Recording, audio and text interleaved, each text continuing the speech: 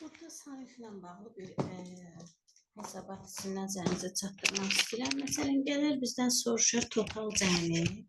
Tutam gələr deyək ki, siz bunu məhsul üzərindən də apara bilərsiniz. Mən ad maaş üzərindən apardım. Siz məhsul sayı, məhsul adı üzərindən də hesabat apara bilərsiniz. Tutam gəlib sizə əmr olaraq deyiblər ki, təxminənin maaşını aylar üzrə deyək ki, yanvar ayı, fevral ayı verilib, aylar üzrə total cəmini hesabla deyəndə, siz hər dəfəsində bu boyda cədvəldə görək təxmini hardadır deyib, plus, gəldik növbəti, bir-bir tapıb hesablamaqdansa, sum if'in asan yolu var.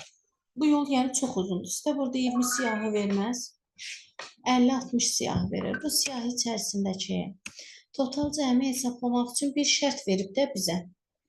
Müəyyən şəxsə aid olan, deyək ki, 6 aylıq maaş cəmini çıxart. 6 aylıq maaş cəmidir, bu cədvəl elə fikirləşək. Siz gəlib bunu bir-bir hesablamaqdansa, sizə lazımdır ki, sum if düsturu. Əgər qarşınızda sizin şərt daxilində topla deyirsə, sum if-dən istifadə edəcəksiniz. Sum if deyib, düsturu tablayıb aldınız xanaya. Baxaq görək nə deyir. Mən şərt olaraq deyəcəm ki, burada şərt olaraq deyəcəm ki, məsələn, mənə lazımdır ki, bu şəxslərin içərisindən gördüyümüz deyək ki, bu diapazondur. Mənə deyir ki, bu şəxslərin içərisində, daha doğrusu şəxslər olun, bağışlayın. Şəxslərin içərisindən dedik, nöqtəli vergüldən istifadə edirəm də. Nöqtəli vergül, biz artıq bilirik niyə nöqtəli vergül, niyə?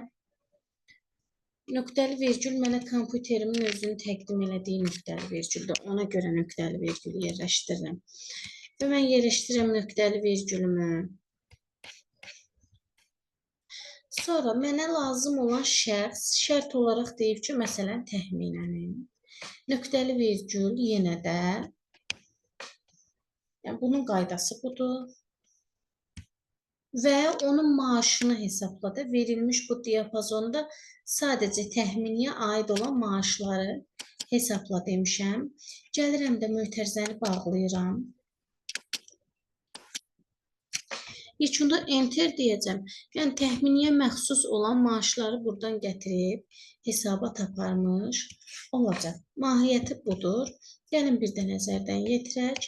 Mənə lazımdır ki, məsələn, F4-dən F23-ə qədər verilmiş işçilərin siyahısından təxminiyə məxsus olan maaşların ümumi cəmini. Görək 6 ayda təxminiyə nə qədər maaş vermişik.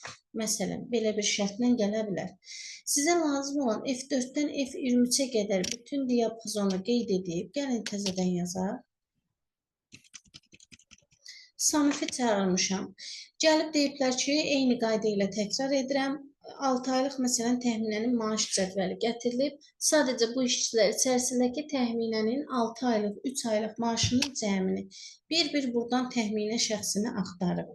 Samla toplamaqdansa mən deyirəm ki, işçilərin içərisindən nöqtəli vergül, fikrimi aydın izah edirəm. Yəni nöqtəli vergül, fasilə verdim. Nöqtəli vergül, təxminəni nöqtəli vergül, yenə də eyni qayda ilə maaşını, maaş cədvəlindən deyək ki, 6 aylıq, 3 aylıq şərt olaraq nə vermək istəyirsinizsə tapacaq, gətirəcək sizə yekun olaraq həmin total cəmi hesablamış olacaq. Belə, bunu da nəzərinizə yetirmək istədim.